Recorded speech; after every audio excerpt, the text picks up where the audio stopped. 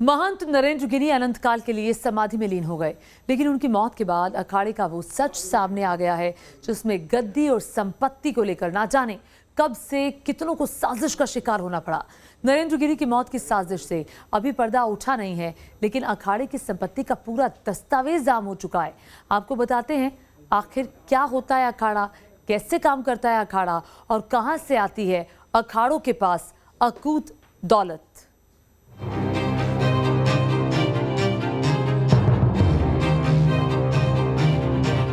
अखिल भारतीय अखाड़ा परिषद के अध्यक्ष और निरंजनी अखाड़ा के सचिव महंत नरेंद्र गिरी की मौत के बाद हर दिन एक नई जानकारी सामने आ रही है। कहा जा रहा है कि नरेंद्र गिरी के पास यूपी समेत 4 राज्यों में अखिल संपत्ति का मालिकाना हक रहा है। अनुमान है कि निरंजनी अखाड़ा और बाघंबरी गद्दी की करीब 3000 करोड़ की संपत्ति है। बाघंबरी मठ और निरंजनी अखाड़े के पास अकूत धन संपत्ति है और इसी वजह से इसका रिश्ता विवादों से बहुत पुराना रहा है। यहाँ पर सैकड़ों बीघे जमीन बेचने को लेकर विवाद भी बहुत पुराना रहा है। न सिर्फ नरेंद्र गिरी और उनके शिष्य के बीच में ये विवाद रहा है, बल्कि इसी मठ में 2 संदिग्ध मौतें इससे पहले भी इसी तरह की विवाद की वजह से हो गई हैं। और नरेंद्र गिरी की मौत के बाद एक बार फिर से जमीन बेचना और धन संपत्ति का विवाद लोगों का ध्यान खींच रहा है। शिष्य आनंद गिरी पर नरेंद्र गिरी को परेशान करने और अखाड़े की संपत्ति बेचने का आरोप लगा था। इसे लेकर गुरु शिष्य के बीच काफी समय तक विवाद चला, लेकिन बाद में इन तस्वीरों के जरिए दोनों के बीच सुलह की बात सामने आई। देखिए, बाघंबरी शब्द का पहले हम अर्थ जाने। बाघंबरी माने शेर और शेर की छाल। बाघंबरी का मतलब होता है बाघंबर धारण करने वाला कौन है, वो है भगवान शिव।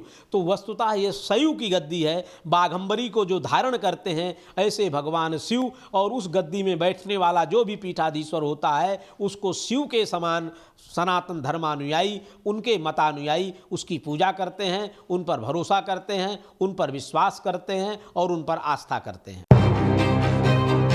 बताया जा रहा है कि गुरु शिष्य में प्रयागराज की संपत्ति को लेकर सबसे ज्यादा विवाद होता रहा है। निरंजनी अखाड़ा 900 साल और बाघंबरी गद्दी 300 साल पुरानी है। नरेंद्र गिरी श्री पंचायती तपोनिधि निरंजन अखाड़े के महंत और सचिव भी रहे हैं। आइए अब आपको दिखाते हैं कि किस राज्य में कितनी संपत्ति अखाड़ा के पास रही है। प्रयागराज में अलापुर इलाके में बाघंबरी गद्दी और मठ है, जो करीब 5 से 6 बीघा जमीन में फैला हुआ है।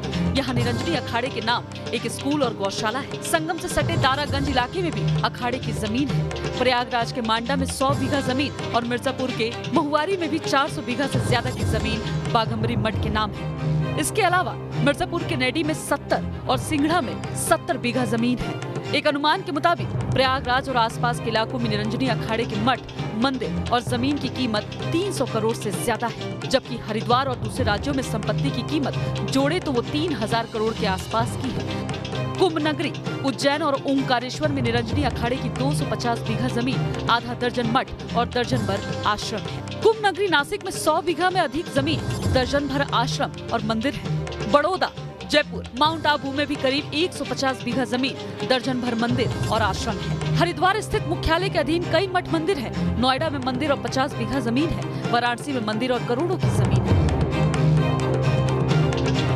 कुछ वक्त पहले नरेंद्र गिरी और उनके शिष्य आनंद गिरी के बीच विवाद तब सामने आया था जब मठ के गौशाला की भूमि की लीज निरस्त करा दी गई थी।